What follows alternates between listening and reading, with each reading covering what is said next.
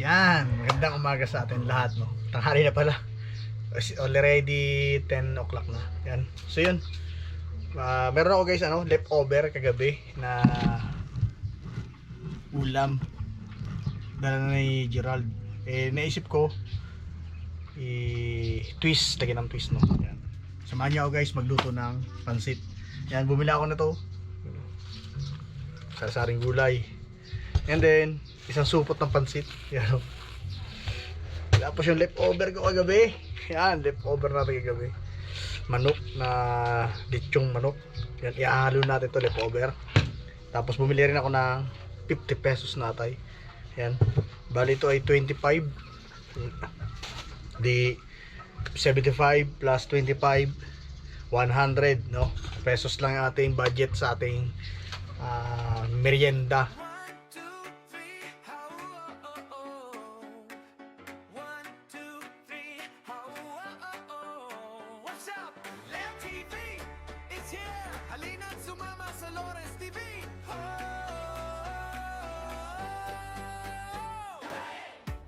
Sabay-sabay, kamera ay nakarede. Sa bawat lakad at kwento, saya'y laging kaagbay. Hindi lang basta gala, may aral sa bawat Yan guys, yan. Yan galing tayo kila kila Melvin, no, na yung sa kasama ko dito sa nag-dispose ng mga alaga natin 45 days, no. Yan. Ngayon guys, pag-uwi ko, napadaan ako doon sa Talipapa. Napaibig ako magluto ng pansit. Wow. Tatawagin natin ito pansit na to na pansit mata, no? Bakit pansit mata siya tatawagin natin guys? Kita niyo naman ang sinahog ko guys, gaano kalalaking atay. Yan. Tapos kita niyo, uy. Sus. Oh, sarap. Yun. Ngayon lang tayo mag-food trip ng pansit. Yan.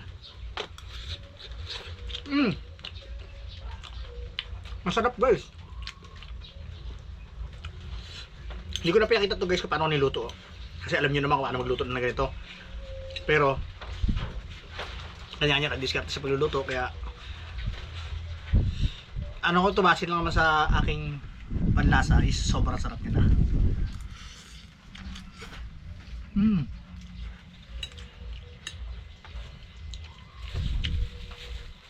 Tapos sa mamang tinapay, diba? Sobrang guys, sobrang slim ko na. Kailangan natin humabol, no? Ibalik yung dating katawan natin. Pataba-tabay natin ulit yung katawan natin guys. Medyo nangayaya tayo sa daming inisip, no? Kasi kayo ba guys, ito gagawin nyo sa pansit. Yan. Uy, may balat. Ito nga pala, mayroong to guys, meron ako dito nilagay na leftover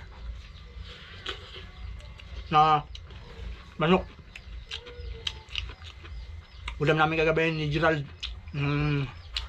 Kasusyo ko sa mga manok na pang exam.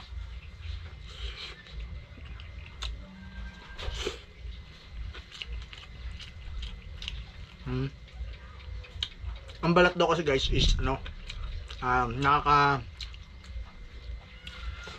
high blood, kaya hindi tayo kakain ng balat, no, kasi high blood tayo.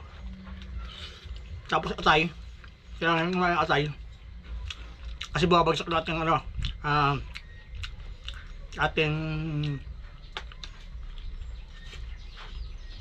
cholesterol, bad cholesterol natin is nababawasan na. Kaya madalas tayo mahilo, malula. Kaya kailangan natin magdagdag na to atay para maging balance.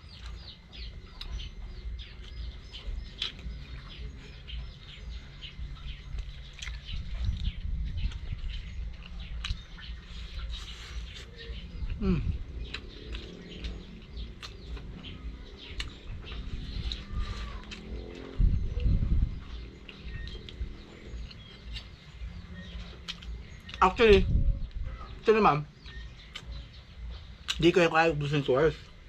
Pero nung mga panahon ko na hindi pa ako high blood, kaya ko ito, bali wala sa akin doon.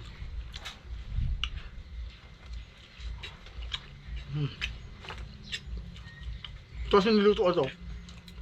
Halos pang ano? Pang 3 tao.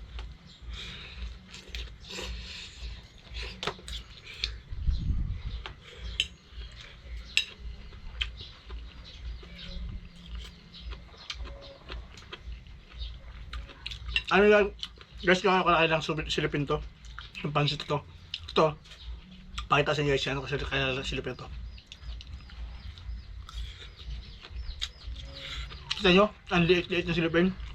Diba? Pero ang dami ng luto.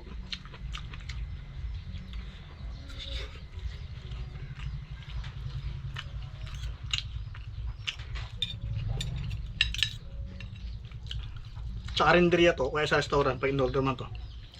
Ang nagastos ko lang dito is bali 100 pesos lang. Yung gulay is 50. Yung atay 50. At 25. 50 yung atay, 25 yung gulay. Tapos 25 yung toto pansit. Yan.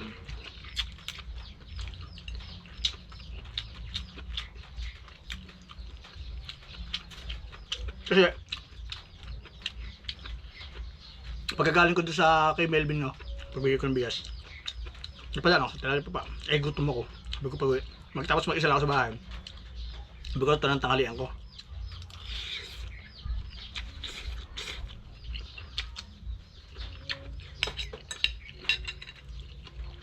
Paano guys? Try nyo rin to na lutuin pang merienda, pang tanghalian, pang lahatan na, no? All in one. Yan.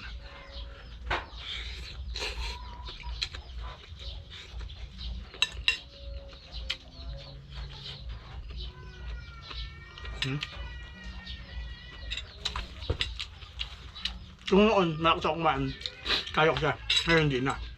Kaya, hinahinay tayo.